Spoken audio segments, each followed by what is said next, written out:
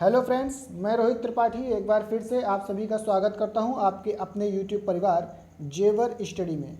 तो फ्रेंड्स, जैसा कि आज है संडे और हर संडे मैं आप लोगों के लिए लेकर आता हूं करंट अफेयर्स का एक इम्पॉर्टेंट सेशन, जिसमें पिछले पूरे वीक में जितने भी करंट अफेयर्स से इम्पॉर्टेंट क्वेश्चन बन सकते हैं वो आप सभी के लिए मैं लेकर आया हूँ इस वीडियो में। तो चलिए फ्रेंड्स, शुरू करते हैं आज का ये वीडियो, जो कि आपकी किसी भी एग्ज़ाम के लिए railway, NTPC, group D, UP police, UP लेखपाल, किसी भी एग्ज़ाम के लिए आप कोई भी कॉम्पिटिटिव एग्ज़ाम की तैयारी कर रहे हैं तो आपके हर एग्ज़ाम के लिए करंट अफेयर ये बहुत ही इम्पॉर्टेंट सेशन होने वाला है। तो चलिए शुरू करते हैं आज का ये वीडियो। और वीडियो शुरू करने से पहले फ्रेंड्स, अगर आप लोग हमारे इस चैनल पर पहली बार आ रहे हैं तो हमारे इस चैनल को सब्सक्राइब करें, वीडियो को लाइक करें, अपना फीडबैक कमेंट में दें और इस वीडियो को अपने फ्रेंड्स के साथ ज़्यादा से ज़्यादा शेयर करें ताकि उनके एग्ज़ाम के लिए भी ये वीडियो हेल्पफुल साबित हो सके। तो चलिए फ्रेंड्स, शुरू करते हैं अपना आज का सेशन।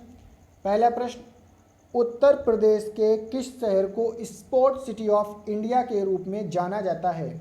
पहला प्रश्न पूछ रहा है कि उत्तर प्रदेश का वो कौन सा शहर है जिसको हम स्पोर्ट सिटी ऑफ इंडिया के रूप में जानते हैं? Option number A Kanpur, B Noida, C Meerut या डी वृंदावन। तो इनमें से ऐसा कौन सा शहर है जिसको हम स्पोर्ट सिटी ऑफ इंडिया के रूप में जानते हैं फ्रेंड्स? तो चलिए जानते हैं जो शहर दिए गए हैं इनके बारे में। फ्रेंड्स, जो कानपुर है इसको हम बोलते हैं मैनचेस्टर ऑफ ईस्ट, इसको बोलते हैं मैनचेस्टर ऑफ ईस्ट, या फिर इसको लेदर सिटी ऑफ यूपी बोलते हैं। क्या बोलते हैं? मैनचेस्टर ऑफ ईस्ट या leather city of UP Kanpur को बोलते हैं। जो ये नोएडा है फ्रेंड्स, नोएडा को बोलते हैं IT capital of India, IT capital of north India बोलते हैं, IT capital of north India बोलते हैं नोएडा को, नॉर्थ इंडिया, ये नोएडा को बोलते हैं। जो फ्रेंड्स ऑप्शन नंबर सी है मेरठ, वो हमारा राइट आंसर हो जाएगा, क्योंकि मेरठ को क्या बोलते हैं? मेरठ को बोलते हैं sport city of India, Meerut को बोलते हैं स्पोर्ट सिटी ऑफ इंडिया। तो सी हमारा एकदम राइट आंसर हो जाएगा। अब बात आती है उत्तर प्रदेश की, तो उत्तर प्रदेश के बारे में जानते हैं। उत्तर प्रदेश की राजधानी लखनऊ, लखनऊ कौन सी नदी के किनारे है? गोमती नदी के किनारे। उत्तर प्रदेश के मुख्यमंत्री श्री योगी आदित्यनाथ जी, राज्यपाल आनंदीबेन पटेल। टोटल 75 ज़िले हैं, विधानसभा की 403 सीटें, राज्यसभा की 31 और लोकसभा की कुल 80 सीटें उत्तर प्रदेश में हैं। उत्तर प्रदेश में इस समय वर्तमान में 2 डेप्यूटी चीफ मिनिस्टर या उप मुख्यमंत्री कार्यरत हैं। Number 1 Dinesh Sharma, number 2 Keshav Prasad Maurya. ये 2 उप मुख्यमंत्री इस समय उत्तर प्रदेश में कार्यरत हैं। और उत्तर प्रदेश का एक राजकीय नृत्य है जो कि पेपर में अक्सर पूछा जाता है फ्रेंड्स, कि उत्तर प्रदेश का राजकीय नृत्य कौन सा है, या फिर कथक कहाँ का राजकीय नृत्य है? तो कथक कहाँ का राजकीय नृत्य है फ्रेंड्स? यूपी, उत्तर प्रदेश का राजकीय नृत्य है कथक। ये थी उत्तर प्रदेश के बारे में जानकारी। चलिए चलते हैं हमारे अगले क्वेश्चन की ओर। अगला क्वेश्चन कह रहा है, कौन सा देश 2021 में फीफा अंडर 17 महिला विश्व कप की मेजबानी करेगा? फ्रेंड्स, कौन सा ऐसा देश है जो कि 2021 में फीफा अंडर 17 महिला वर्ल्ड कप को होस्ट करेगा? ऑप्शन नंबर 1 कतर, बी चीन, सी भारत या D Canada. Option number 1 Qatar, B चीन, सी भारत या डी कनाडा। तो इसका जो राइट आंसर बनता है फ्रेंड्स वो बनता है option number C Bharat. Bharat 2021 में फीफा अंडर 17 महिला विश्व कप की मेज़बानी करेगा फ्रेंड्स। लेकिन ये विश्व कप होने कब वाला था फ्रेंड्स? ये देखिए, under 17 women's world cup India ये होने वाला था फ्रेंड्स 2020 में ये होने वाला था। लेकिन कोविड की वजह से, कोविड-19 की वजह से इसको पोस्टपोन कर दिया गया और ये कब होगा? 2021 में होगा। लेकिन इसको होस्ट फिर भी इंडिया ही करेगा। चलिए इसके ऑप्शन के बारे में थोड़ा सा जानते हैं। ऑप्शन नंबर ए कतर है, कतर में कौन से गेम होने वाले हैं, या फिर कतर किन देशों की किस गेम की मेज़बानी करेगा? तो कतर में 2022 में गेम होने वाला है फीफा मेंस वर्ल्ड कप कौन सा होने वाला है? FIFA mains world cup Qatar में होने वाला है 2022 में। कतर इसकी मेज़बानी करेगा। और इसके बाद 2020 में ही एक होने वाला है फीफा क्लब वर्ल्ड कप, ये 2020 में ही होने वाला है और इसकी मेज़बानी भी कतर करेगा। कौन करेगा फ्रेंड्स? कतर करेगा। ये था कतर के बारे में। चलिए जानते हैं ऑप्शन नंबर बी, चाइना कौन से गेम को होस्ट करने वाला है। तो चाइना अभी 2021 में एशियन यूथ गेम्स कहाँ होने वाले हैं फ्रेंड्स? एशियन यूथ गेम्स 2021 ये चाइना में होने वाले हैं। 2022 में विंटर ओलंपिक्स, 2022 में विंटर ओलंपिक्स और एशियन गेम्स, विंटर ओलंपिक और एशियन गेम्स 2022 में ये भी चाइना में होने वाले हैं फ्रेंड्स। एशियन यूथ गेम अलग है और एशियन गेम्स अलग है। तो एशियन गेम्स और एशियन यूथ गेम्स दोनों अलग हैं, दोनों की मेज़बानी चाइना करेगा। लेकिन एशियन यूथ गेम्स 2021 में होने वाले हैं और एशियन गेम्स 2022 में होने वाले हैं। फ्रेंड्स 2021 में चीन फीफा क्लब वर्ल्ड कप की मेज़बानी भी करेगा। फीफा क्लब वर्ल्ड कप की मेज़बानी 2021 में कौन करेगा? चीन ही करेगा। और फीफा क्लब वर्ल्ड कप 2020 की मेज़बानी कतर करेगा। 2020 की मेज़बानी कतर और 21 की मेज़बानी चीन करेगा। चलिए जानते हैं चीन के बारे में थोड़ा सा और। फ्रेंड्स चीन ने अभी हाल ही में एक स्पेस रॉकेट लॉन्च की है। उसका नाम था द लॉन्ग मार्च 5B। उसका नाम था friends the long March 5B। ये किसने लॉन्च किया है? ये चीन ने लॉन्च किया है अभी स्पेस रॉकेट। और साथ ही में चीन ने अपनी एक डिजिटल करेंसी भी लॉन्च करी है चीन ने। तो ये जानकारी थी चीन के बारे में। चलिए चलते हैं, देखते हैं ऑप्शन नंबर डी कनाडा क्या होस्ट करने वाला है। तो ऑप्शन नंबर डी जो कनाडा है, कनाडा अकेले नहीं, कनाडा यूएसए प्लस मैक्सिको के साथ एक गेम होस्ट करने वाला है। किसके साथ? यूएसए और मैक्सिको के साथ मिलकर Canada FIFA mains world cup 2026 host करने वाला है। FIFA mains world cup 2026 host करने वाला है कनाडा, यूएसए और मैक्सिको, ये तीनों इसको होस्ट करने वाले हैं। तो ये थे हमारे चारों ऑप्शंस के बारे में जानकारी। चलिए चलते हैं अगले क्वेश्चन की तरफ। अगला क्वेश्चन नंबर 3 क्या कह रहा है? हाल ही में प्राणवायु कार्यक्रम किस शहर ने शुरू किया है? तो हाल ही में प्राणवायु कार्यक्रम फ्रेंड्स शुरू किया है, वो बेंगलोर ने शुरू किया है। किसने शुरू किया है? वो बेंगलोर ने शुरू किया है। प्राणवायु कार्यक्रम हाल ही में बेंगलोर ने शुरू किया है। इसमें क्या है? इसमें कोविड-19 की वजह से बेंगलोर ने एक मशीन का निर्माण किया है जो ऑक्सीजन पाइप की तरह होती है। मुझे उसकी फ़ोटो अवेलेबल नहीं हो पाई, वरना मैं उसकी फ़ोटो लगा देता फ्रेंड्स। वो एक ऑक्सीजन पाइप की तरह होती है और उसको नाम दिया गया है प्राणवायु, जो कि कोविड-19 के जो पेशेंट्स होते हैं उनके लिए ये मशीन हेल्पफुल साबित हो रही है। तो ये किसने शुरू किया है? किस शहर में शुरू हुआ है ये? बेंगलोर। ऑप्शन नंबर ए बेंगलोर में शुरू हुआ है फ्रेंड्स। ठीक है, चलिए चलते हैं हमारे अगले क्वेश्चन की ओर। अगला क्वेश्चन कह रहा है श्यामा प्रसाद मुखर्जी अवार्ड 2020 किसे दिया गया? बहुत अच्छा क्वेश्चन है फ्रेंड्स। देखते हैं कि डॉक्टर श्यामा प्रसाद मुखर्जी अवार्ड, सबसे पहले तो ये जानते हैं कि ये अवार्ड किस वजह से दिया जाता है। ये अवार्ड राजनीति के लिए जो उत्कृष्ट कार्य करते हैं उनको दिया जाता है। तो अभी ये अवार्ड किनको मिला है? देखिए फ्रेंड्स, जैसा कि आप लोग फोटो में देख पा रहे होंगे, कौन है ये?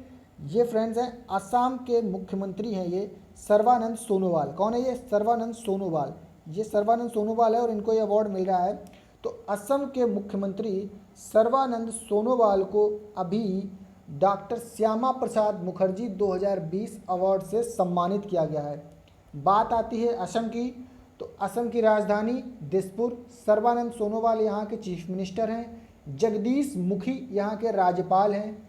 कुल 126 विधानसभा की सीट, 7 राज्यसभा की सीट और 14 लोकसभा की सीट आसाम में है।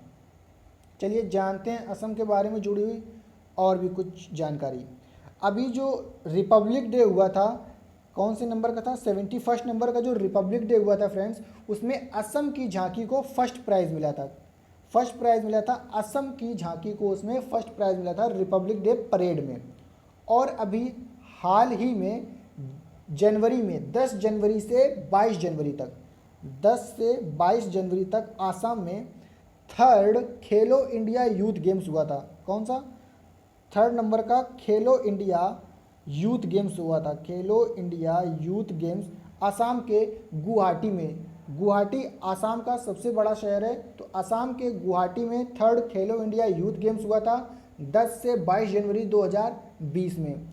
और अभी हाल ही में Assam inland water transport project के लिए वर्ल्ड बैंक ने इंडिया को $88 मिलियन यूएस डॉलर देने की बात कही है। किसने देने की बात कही है फ्रेंड्स?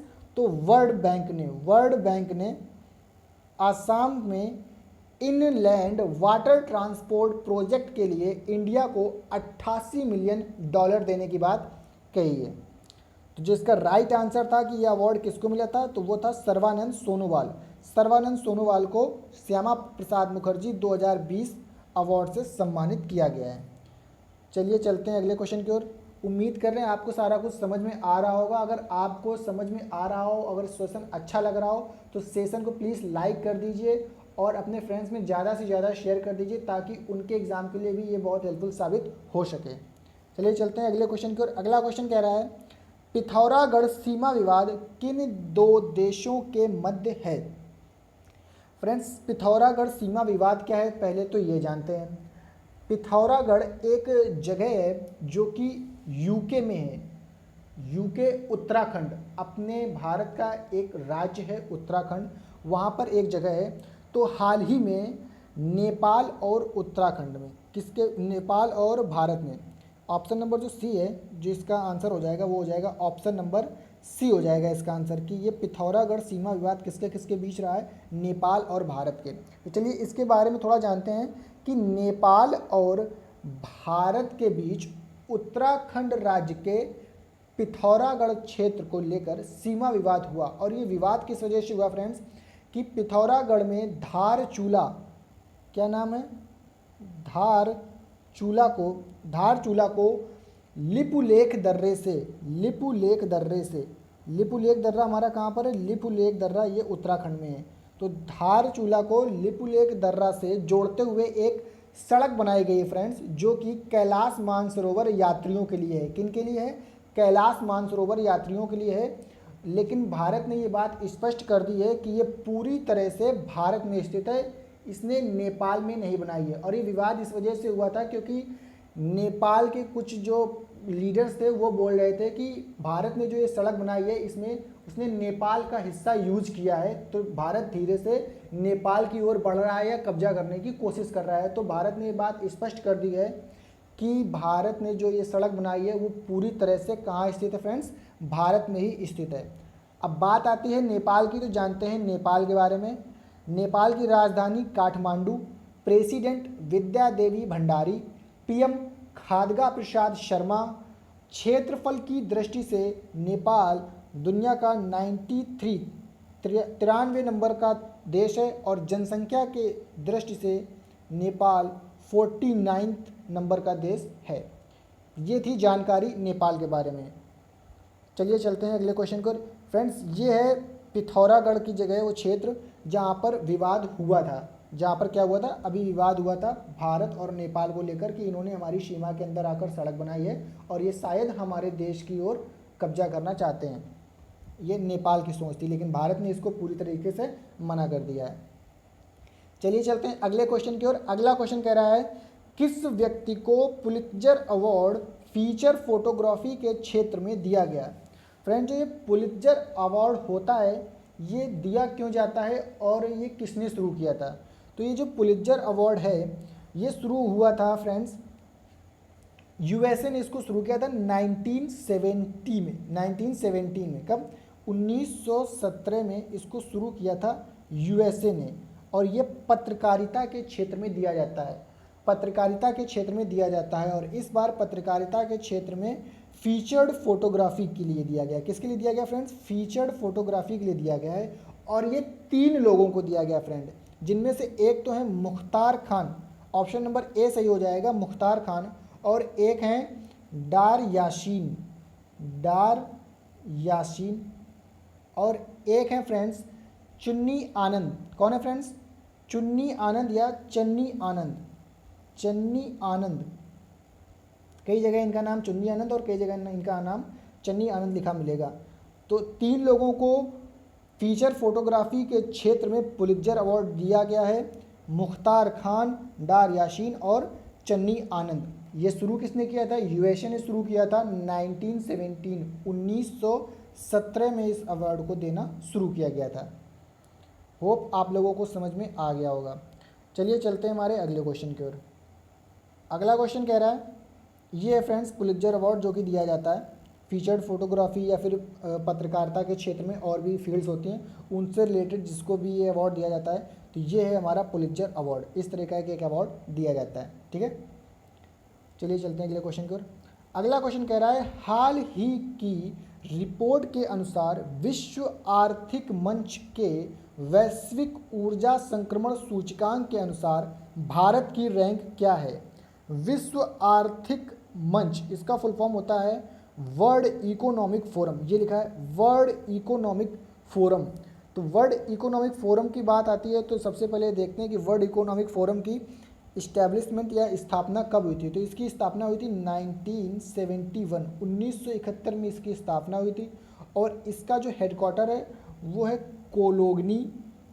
कोलोग्नी Geneva Switzerland. कोलोग्नी जेनेवा और स्विट्जरलैंड, मतलब स्विट्जरलैंड के अंदर जेनेवा के अंदर कोलोग्नी में इसका हेडक्वार्टर है। किसका? वर्ल्ड इकोनॉमिक फोरम का। वर्ल्ड इकोनॉमिक फोरम का हेडक्वार्टर स्विट्जरलैंड के अंदर जेनेवा कोलोग्नी में है। कहाँ पर है फ्रेंड्स? कोलोग्नी में। और अभी जो इसके हेड हैं वो है क्लास श्वाब। इनके जो हेड हैं वो हैं क्लास श्वाब, ऐसे लिखा जाता है क्लास श्वाब, इसको पढ़ा जाएगा श्वाब। क्लास श्वाब इसके भी हेड हैं। तो क्वेश्चन पूछ रहा था, क्वेश्चन कह रहा था कि इसमें वैश्विक ऊर्जा संक्रमण सूचकांक के अनुसार भारत की रैंक क्या है? भारत की रैंक पूछ रहा था फ्रेंड्स। तो भारत की जो रैंक है वो है 74 नंबर। भारत की रैंक है वो है 74 नंबर। और ये हम 2 नंबर बढ़े हैं, पहले इसकी रैंक थी 76 नंबर। भारत की रैंक पहले थी 76 नंबर, हम 2 रैंक बढ़ के 74 नंबर पर आ गए। तो चलिए देखते हैं इसमें पहले स्थान पर कौन है फ्रेंड्स। जो पहले स्थान पर है वो है स्वीडन। कौन है फ्रेंड्स? स्वीडन है पहले स्थान पर। और ये लगातार तीसरी बार पहले स्थान पर बना हुआ है। लगातार 3 बार से ये पहले स्थान पर ही बना हुआ है। तो स्वीडन है वो है पहले स्थान पर। दूसरे स्थान पर है स्विट्जरलैंड। दूसरे स्थान पर है स्विट्जरलैंड। स्विट्जरलैंड इसमें दूसरे स्थान पर है। और थर्ड स्थान पर है, तीसरे स्थान पर फिनलैंड। फिनलैंड इसमें थर्ड स्थान पर है। और इसमें टोटल 115 देशों की सूची ली जाती है। तो 115 या फिर लास्ट नंबर पर है हैती। कौन सा है फ्रेंड्स? हैती जो देश है वो सबसे लास्ट 115वें नंबर पर हैती है। चलिए देखते हैं कि वर्ल्ड इकोनॉमिक फोरम जो है वो और कौन कौन सी रिपोर्ट उसने अभी सन 2020 में जारी की है। तो अभी 2020 में ग्लोबल जेंडर गैप रिपोर्ट 2020 जारी की है वर्ल्ड इकोनॉमिक फोरम में। और उसमें भारत का स्थान रहा है 112वां। ग्लोबल जेंडर गैप रिपोर्ट 2020 में भारत का स्थान रहा है 12वां, जो कि वर्ल्ड इकोनॉमिक फोरम ने ही जारी की है। और 2020 में एक और रिपोर्ट जारी की गई है, सामाजिक गतिशीलता सूचकांक 2020। सामाजिक गतिशीलता सूचकांक 2020 ये भी वर्ल्ड इकोनॉमिक फोरम ने ही लॉन्च की है। और इसमें भारत 76वें स्थान पर है फ्रेंड्स। कौन से स्थान पर है? 76वें स्थान पर। चलिए चलते हैं अगले क्वेश्चन की ओर। अगला क्वेश्चन कह रहा है, भारतीय पुरातत्व सर्वेक्षण ASI का नया महानिदेशक किसे चुना गया है? ASI इसका फुल फॉर्म होता है, ASI का फुल फॉर्म होता है आर्कियोलॉजिकल सर्वे ऑफ इंडिया। ये होता है फ्रेंड्स, क्या होता है? Archaeological survey of India. ये ASI का फुल फॉर्म होता है आर्कियोलॉजिकल सर्वे ऑफ इंडिया। इसकी स्थापना हुई थी फ्रेंड्स 1861 में, 1861 में इसकी स्थापना हुई थी। और इसकी स्थापना की थी अलेक्जेंडर कलिंगम ने। किसने की थी?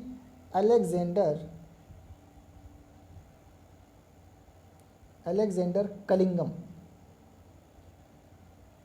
अलेक्जेंडर कलिंगम ने इसकी स्थापना 1861 ईस्वी में की थी और इसका हेडक्वार्टर है न्यू दिल्ली में। हेडक्वार्टर इसका कहाँ है फ्रेंड्स? इसका हेडक्वार्टर है न्यू दिल्ली में, इसका हेडक्वार्टर है। आर्कियोलॉजिकल सर्वे ऑफ इंडिया, भारतीय पुरातत्व सर्वेक्षण, इसका हेडक्वार्टर न्यू दिल्ली में है। और क्वेश्चन था कि हाल ही में इसका नया महानिदेशक किसे चुना गया है, तो आंसर हो जाएगा ऑप्शन नंबर ए, विद्यावती जी को इसका नया महानिदेशक चुना गया है फ्रेंड्स। किसको चुना गया है? विद्यावती को इसका नया महानिदेशक चुना गया है। Option number B, Manoj Ahuja, इनको भी हाल ही में CBSE, क्या CBSE जो बोर्ड होता है, central board of secondary education, central board of secondary education का हेड चुना गया है मनोज आहूजा को। और इस CBSE की स्थापना हुई थी 1962 में। कब हुई थी फ्रेंड्स? 1962 में। और इसका हेडक्वार्टर भी न्यू दिल्ली में है। कहाँ फ्रेंड्स? न्यू दिल्ली में है इसका भी हेडक्वार्टर।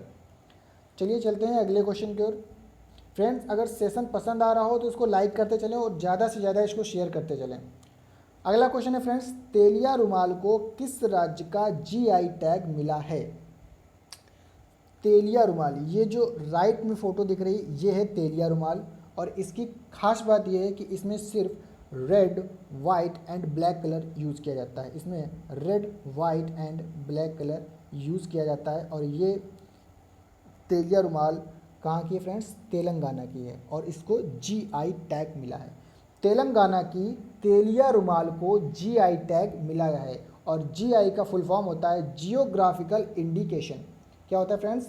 जियोग्राफिकल इंडिकेशन, ये GI का फुल फॉर्म होता है। और ये किसी भी चीज़ को उसकी भौगोलिक जो होती है जगह पर, वहाँ के लिए फेमस होने पर दिया जाता है।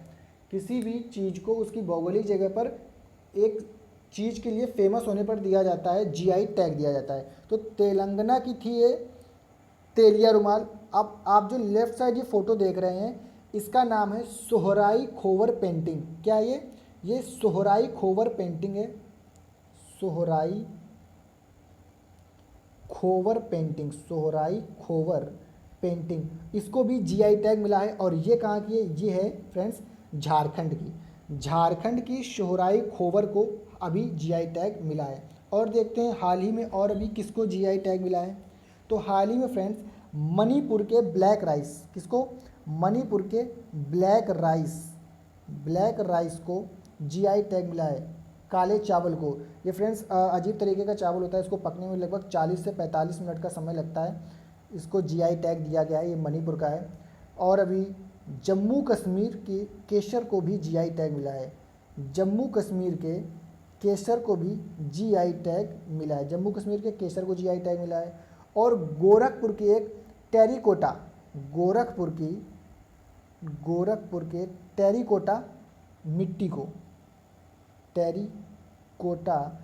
को GI टैग मिला है। ये वहाँ की एक विशेष प्रकार की मिट्टी होती है जिससे खिलौने बनाए जाते हैं। इस वजह से टेरिकोटा मिट्टी को GI टैग मिला है। और ये कहाँ की है? गोरखपुर की है फ्रेंड्स। तो जो हमारे इस क्वेश्चन का राइट आंसर था वो था ऑप्शन नंबर डी, तेलंगाना की है ये रुमाल। कौन सी? तेलंगाना की है ये रुमाल, तेलिया रुमाल, ये तेलंगाना की है, इसको GI टैग मिला है। चलिए चलते हैं अगले क्वेश्चन की ओर। अगला क्वेश्चन क्या कह रहा है? अगला क्वेश्चन कह रहा है किस कंपनी ने सेवा अभियान शुरू किया है? किस कंपनी ने सेवा अभियान शुरू किया है? एक ही बार कैसे? किस कंपनी ने सेवा अभियान शुरू किया है? तो इसका जो राइट आंसर है फ्रेंड्स वो है ऑप्शन नंबर सी, BMW ने सेवा अभियान शुरू किया है। और ये हेल्प करेगा कोविड-19 में हेल्प करने के लिए इन्होंने सेवा अभियान शुरू किया है। किसने? BMW ने। जगुआर, अभी जो जगुआर फॉरेन की कंपनी है, इसको भारत के रतन जमशेद टाटा ने इसको खरीद लिया है, फ्रेंचाइजी ले ली अपने यहाँ पर इंडिया में इसको बेचने की। ठीक है, तो इसका जो राइट आंसर था वो था ऑप्शन नंबर सी, BMW इसका राइट आंसर था। चलिए चलते हैं अगले क्वेश्चन की ओर। अगला क्वेश्चन कह रहा है बेरोजगार युवाओं के लिए किस राज्य ने होप पोर्टल लॉन्च किया है? बेरोजगार जो युवा हैं वो इसमें काफ़ी परेशान हैं जैसा कि कई राज्य से जहाँ पर लोग अपना काम कर रहे थे, वहाँ से लोग प्रवासी, वहाँ से लोग माइग्रेट करके वापस अपने घरों पर आ रहे हैं। तो जो घर पे आ रहे हैं वो तो अब बेरोज़गार हो गए, तो इस वजह से लोग परेशानी में थे, क्या करेंगे, जो लोग परेशानी में थे, तो उस वजह से एक पोर्टल लॉन्च किया गया है होप। इसका फुल फॉर्म बनता है हेल्पिंग आउट पीपल एवरीवेयर।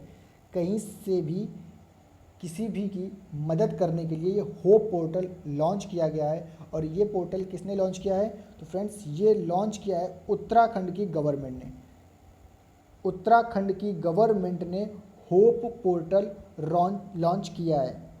बात आती है उत्तराखंड की, तो उत्तराखंड की capital Dehradun, CM Trivendra Singh Rawat, governor Baby Rani Maurya. Governor कौन है, बेबी रानी मौर्य। विधानसभा की 71 सीटें, लोकसभा की 5 और राज्यसभा की 3 सीटें। जो उत्तराखंड है ये अपने यूपी से अलग होकर नया राज्य बना था उत्तराखंड। और ये अपने यूपी से अलग कब हुआ था, तो ये हुआ था 9 नवंबर सन 2000 को ये यूपी से अलग होकर एक नया राज्य बना था।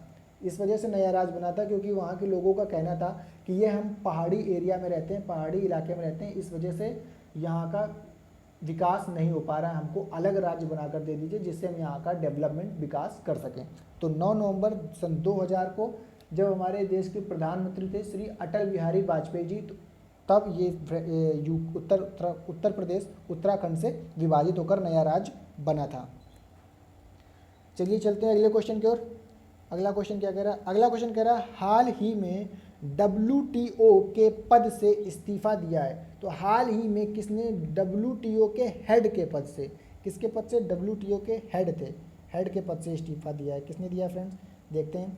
तो रॉबर्ट अजबेडो, ऑप्शन नंबर ए जो है रॉबर्ट अजबेडो, ये इसका राइट आंसर है। रॉबर्ट अजबेडो ने WTO के हेड के पद से इस्तीफा दिया है। बात आती है WTO की, तो ये है WTO का full form world trade organisation. World trade organisation ये WTO का हेडक्वार्टर है। इसकी इस्टेब्लिशमेंट या स्थापना कब हुई थी, इसकी इस्टेब्लिशमेंट हुई थी 1995 में बना था वर्ल्ड ट्रेड ऑर्गेनाइजेशन। और इसका हेडक्वार्टर है जिनेवा स्विट्जरलैंड। हेडक्वार्टर कहाँ पर है फ्रेंड्स, जिनेवा स्विट्जरलैंड में इसका हेडक्वार्टर है। और अभी तक के इसके हेड रॉबर्ट अजबेडो थे और उन्होंने अभी तक अब से रिजाइन कर दिया है। चलिए चलते हैं अगले क्वेश्चन की ओर। अगला क्वेश्चन कह रहा है फ्रेंड्स, मध्य प्रदेश सरकार ने पुलिस कर्मियों को किस पदक से सम्मानित किया है। मध्य प्रदेश सरकार ने पुलिस कर्मियों को किस पदक से सम्मानित किया है। तो ये सम्मानित करने के लिए मध्य प्रदेश ने सम्मानित किया क्यों है ये जानते हैं। अभी कोविड-19 की वजह से जो भी पुलिसकर्मी लगातार 30 दिनों तक अपनी ड्यूटी पर हैं, तो उनको सम्मानित करने के लिए, उनका उत्साह बढ़ाने के लिए मध्य प्रदेश सरकार ने उनको कर्मवीर पदक से सम्मानित करने की घोषणा की है। ठीक है फ्रेंड्स, किस पद से सम्मानित करने की घोषणा की है, कर्मवीर पद से उनको सम्मानित करने की घोषणा की है, जिन्होंने लगातार 30 दिनों से सेवा दी है। मध्य प्रदेश गवर्नमेंट ने उनको कर्मवीर पदक से सम्मानित करने की घोषणा की है। तो बात आती है मध्य प्रदेश की, तो मध्य प्रदेश के बारे में जानते हैं। मध्य प्रदेश की राजधानी भोपाल, सीएम शिवराज सिंह चौहान, गवर्नर लालजी टंडन, विधानसभा की कुल 230 सीट, लोकसभा की 29 और राज्यसभा की कुल 11 सीटें। मध्य प्रदेश ने अभी जीवन अमृत योजना लॉन्च की फ्रेंड्स। कौन सी, जीवन अमृत योजना। इस योजना में क्या होगा, इस योजना में 50-50 ग्राम के चूर्ण के पैकेट वितरित किए जाएंगे लोगों की इम्यूनिटी बढ़ाने के लिए। जैसा कि कोविड-19 से बचने के लिए सरकार बार बार बोल रही है कि अपनी इम्यूनिटी बढ़ाने के लिए कुछ भी करें, कुछ ऐसी चीज़ें खाएं जिससे आपकी इम्यूनिटी बढ़े, बॉयल्ड पानी पिएं, सब्जी वगैरह जो है उनको धुल के इस्तेमाल करें। तो मध्य प्रदेश सरकार ने जीवन अमृत योजना लॉन्च की है। इस योजना में लोगों को 50-50 ग्राम के त्रिकोण चूर्ण, कौन सा फ्रेंड, त्रिकोण चूर्ण की पैकेट दी जाएंगी, जिससे उनकी इम्यूनिटी बढ़ाने में उनकी हेल्प हो सकेगी। और साथ ही में अभी मध्य प्रदेश गवर्नमेंट ने जीवन शक्ति योजना, एक जीवन शक्ति योजना भी लॉन्च की है। इस योजना में मध्य प्रदेश की जो महिलाएं हैं वो होम मेड मास्क रेडी करेंगी। घर में मास्क बनाएंगी और उसको 11 रुपये पर मास्क की कीमत से मार्केट में बेच सकती हैं। 11 रुपये पर मास्क की कीमत से उसको मार्केट में बेच सकती हैं। और अभी मध्य प्रदेश गवर्नमेंट ने कोविड-19 की वजह से जो ऑनलाइन स्टडी में स्टूडेंट्स की हेल्प हो सके उसकी वजह से टॉप पेरेंट ऐप लॉन्च किया है फ्रेंड्स। कौन सा ऐप लॉन्च किया है? Top parents app Madhya Pradesh government ने लॉन्च किया है। और इसी के साथ मध्य प्रदेश गवर्नमेंट ने एक FIR आपके द्वार भी सुविधा चालू की है। FIR आपके द्वार, इसमें क्या होगा, जिस किसी को भी कोई FIR का फुल फॉर्म होता है फर्स्ट इन्फॉर्मेशन रिपोर्ट, जिस किसी को भी FIR लिखवानी होगी वो 100 डायल करेगा और पुलिस डायरेक्ट उसके घर पहुंचेगी और वहीं से उसकी FIR नोट कर ली जाएगी। तो ये योजनाएं मध्य प्रदेश सरकार ने चालू की हैं। आई होप आप लोगों को समझ में आ गया होगा। चलिए चलते हैं अगले क्वेश्चन की ओर। फ्रेंड्स, ये है कर्मवीर चक्र जो मध्य प्रदेश सरकार ने वहाँ की पुलिस कर्मियों को देने की जो बात कही है, ये है वो कर्मवीर चक्र जो सम्मान देने की बात कही है। चलिए चलते हैं अगले क्वेश्चन को। अगला क्वेश्चन कह रहा है, श्रम ब्यूरो के नए महानिदेशक किसे नियुक्त किया गया है? तो जो श्रम ब्यूरो है इसके जो नए महानिदेशक हैं फ्रेंड्स, इनको इसमें नियुक्त किया गया है DPS नेगी को श्रम ब्यूरो का नया महानिदेशक चुना गया है। तो ऑप्शन नंबर C हमारा राइट आंसर हो जाएगा। चलिए चलते हैं अगले क्वेश्चन की ओर। अगला क्वेश्चन कह रहा है, WHO और UN ने किस बीमारी के उन्मूलन की 40वीं वर्षगांठ के अवसर पर 9 मई को स्मारक डाक टिकट जारी किया?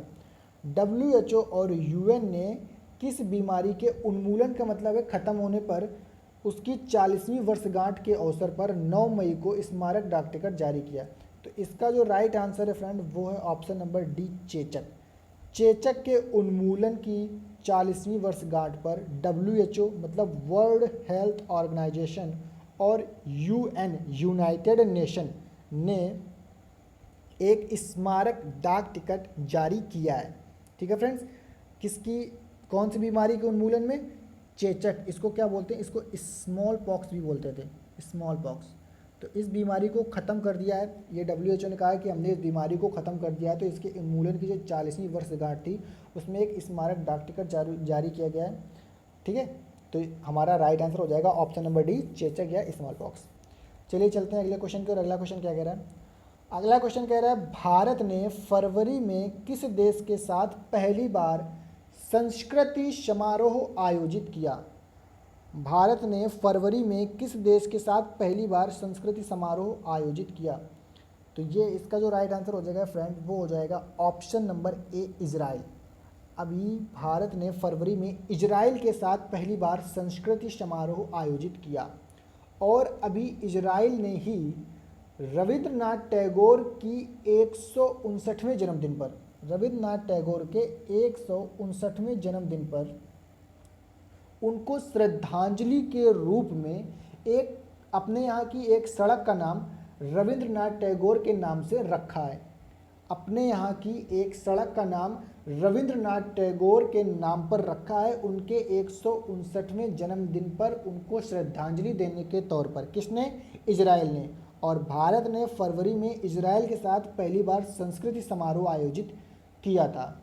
रविंद्रनाथ टैगोर जी का जन्म कब हुआ था? तो इनका जन्म हुआ था, रविंद्रनाथ टैगोर जी का जन्म हुआ था 7 मई 1861, 7 मई 1861 कोलकाता, 7 मई 1861 कोलकाता में रविंद्रनाथ टैगोर जी का जन्म हुआ था। ठीक है फ्रेंड्स, आई होप आप लोगों को समझ में आ गया होगा। देखते हैं इसके जो अगले क्वेश्चन है, ऑप्शन नंबर इसका जो C है, इराक। अभी हाल ही में इराक चर्चा में रहा था, विषय बना था करंट अफेयर का। क्यों बना था? क्योंकि अभी हाल ही में इराक के नए प्रधानमंत्री चुने गए थे। कौन चुने गए थे? मुस्तफ़ा अल कदमी। मुस्तफ़ा अल कदमी इराक के नए प्रधानमंत्री चुने गए थे। मुस्तफ़ा अल कदमी, मुस्तफ़ा अल कदमी। इराक की जो कैपिटल है वो है बगदाद। इराक के प्रेसिडेंट थे वो हैं बरहम सालिह। बरहम सालिह इराक के प्रेसिडेंट थे और इराक की मुद्रा इराकी दिनार और प्राइम मिनिस्टर चुने गए थे मुस्तफ़ा अल कदमी। मुस्तफ़ा अल कदमी यहाँ के प्राइम मिनिस्टर चुने गए थे। ऑप्शन नंबर डी जो इसका है ईरान, ये भी अभी करंट अफेयर का विषय बना था, चर्चा में रहा था। क्यों रहा था? क्योंकि इसने अपने यहाँ की जो करेंसी है, मुद्रा, उसको चेंज करने, वो अपने यहाँ की करेंसी को चेंज कर रहा है। तो पहले ईरान की जो मुद्रा थी वो थी रियाल, क्या थी फ्रेंड्स? रियाल। और अब उसको चेंज करके कर रहा है ये तोमान कर रहा है। क्या कर रहा है? तोमान। ईरान की बात आती है तो ईरान की कैपिटल होती है तेहरान, और ईरान के प्रेसिडेंट है हसन रूहानी। ईरान के जो प्रेसिडेंट हैं हसन रूहानी, और करेंसी तोमान, जो कि इसने भी चेंज की है। चलिए चलते हैं अगले क्वेश्चन की ओर। अगला क्वेश्चन क्या कह रहा है? टोडा जनजाति पाई जाती है। टोडा जनजाति कहाँ पाई जाती है? तो फ्रेंड्स जो टोडा जनजाति है वो नीलगिरी पहाड़ियों पर पाई जाती है। कहाँ पाई जाती है फ्रेंड्स? नीलगिरी पहाड़ियों पर हमारी टोडा जनजाति पाई जाती है। अब ये टोडा जनजाति करंट अफेयर का विषय क्यों बना? क्योंकि अभी टोडा जनजाति ने home made self mask ready किए। इन्होंने खुद से बनाए हुए मास्क रेडी किए हैं अपने लिए कोविड-19 की वजह से। तो इस वजह से ये चर्चा का विषय बने कि टोडा जनजाति ने अभी खुद से बनाए हुए मास्क का यूज़ किया है। और ये कहाँ रहती है? ये जो जनजाति है ये नीलगिरी पहाड़ियों पर निवास करती है। तो इसका जो राइट आंसर हो जाएगा फ्रेंड्स वो हो जाएगा ऑप्शन नंबर सी, नीलगिरी पहाड़ियाँ। चलिए चलते हैं अगले क्वेश्चन को। और अगला क्वेश्चन कह रहा है, ये टोडा जनजाति के जो लोग हैं वो कुछ इस तरह के दिखते हैं फ्रेंड्स, ऐसे होते हैं इनका रहन सहन। अगला क्वेश्चन है, फेड कप हर्ट जीतने वाली प्रथम भारतीय महिला कौन बनी? फेड कप हर्ट जीतने वाली प्रथम भारतीय महिला फ्रेंड्स बनी है सानिया मिर्जा। फोटो में आपको दिख रहा होगा सानिया मिर्जा है, ठीक है। Sania Mirza Fed Cup heart जीतने वाली प्रथम भारतीय महिला बनी है। अभी तक किसी भी भारतीय ने ये अवार्ड कप नहीं जीता था, तो सानिया मिर्जा बनी है। इसका राइट आंसर हो जाएगा option number B, Sania Mirza. Option number A, Dia Mirza. तो हाल ही में अभी दिया मिर्जा को यूनेप, किसका? UNEP, union nation of union nation environment programme, union nation environment programme की गुडविल एम्बेसडर चुनी गई हैं दिया मिर्जा। दिया मिर्जा भी यूनियन नेशन इन्वायरमेंट प्रोग्राम की गुडविल एम्बेसडर चुनी गई हैं, ठीक है फ्रेंड्स। और जो इसका ऑप्शन नंबर सी है, दीपा मलिक। तो दीपा मलिक ने अभी पैरालंपिक खेलों से संन्यास ले लिया है। क्या कर लिया है? पैरालंपिक खेलों से संन्यास ले लिया है दीपा मलिक जी ने, ठीक है फ्रेंड्स। लेकिन इसका जो राइट आंसर था वो था option number B, Sania Mirza को फेड कप हर्ट अवार्ड मिला है। चलिए चलते हैं अगले क्वेश्चन की ओर। अगला क्वेश्चन कह रहा है, प्रधानमंत्री सुरक्षा बीमा के तहत दुर्घटना में मृत्यु की स्थिति में दी जाने वाली राशि क्या है? तो प्रधानमंत्री सुरक्षा बीमा के तहत जो दुर्घटना में मृत्यु, एक्सीडेंटल डेथ हो जाती है जिनकी, तो उनको फ्रेंड्स 2 लाख रुपए दिया जाता है। कितना दिया जाता है? 2 लाख रुपए। तो option number B right answer हो जाएगा। अच्छा, दुर्घटना में जो मृत्यु हो जाती है उसकी वजह से 2 लाख रुपए दिया जाता है, लेकिन इसी से एक क्वेश्चन पूछ लिया जाता है कि अगर परमानेंट डिसेबिलिटी हो जाती है, अपंगता हो जाती है परमानेंट, तो कितनी धनराशि दी जाएगी? तो फ्रेंड्स दिया जाएगा 1 लाख रुपया। 1 लाख रुपये दिया जाएगा अगर परमानेंट डिसेबिलिटी हो जाती है, ठीक है। अब ये अभी काफ़ी पुरानी स्कीम है, चर्चा में क्यों है? क्योंकि 9 मई से इस योजना के 5 साल पूरे हुए हैं। इस योजना के 9 मई से 5 साल पूरे हुए हैं, इस वजह से ये चर्चा में आई। चलिए चलते हैं अगले क्वेश्चन की ओर। अगला क्वेश्चन कह रहा है, राष्ट्रीय प्रौद्योगिकी दिवस कब मनाया जाता है? राष्ट्रीय प्रौद्योगिकी दिवस, नेशनल साइंस डे, कब मनाया जाता है? तो नेशनल साइंस डे मनाया जाता है फ्रेंड्स 11 मई को। 11 मई को मनाया जाता है नेशनल साइंस डे। अब बात आती है इम्पॉर्टेंट डेज़ की, तो चलिए जानते हैं अब तक के इम्पॉर्टेंट डेज मई के। मई में 1 मई को इंटरनेशनल लेबर डे, अंतर्राष्ट्रीय मजदूर दिवस। 2 मई को वर्ल्ड ट्यूना डे। 3 मई को वर्ल्ड प्रेस फ्रीडम डे और international laughter day. World press freedom day और इंटरनेशनल लाफ्टर डे 3 मई को। 4 मई को world fire fighters day, world fire fighters day.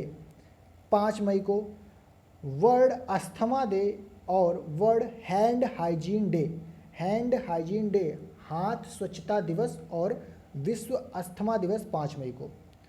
7 मई को वर्ल्ड एथलेटिक्स डे, 7 मई को वर्ल्ड एथलेटिक्स डे। 8 मई को world thalassemia day और world red cross day, world thalassemia day और world red cross day. 9 मई को बर्ड्स माइग्रेट डे, प्रवासी पक्षी के जो दिवस मनाया जाता है वो 9 मई को इस बार मनाया गया, लेकिन एक्चुअली मनाया कब जाता है, ये 2 बार मनाया जाता है फ्रेंड्स।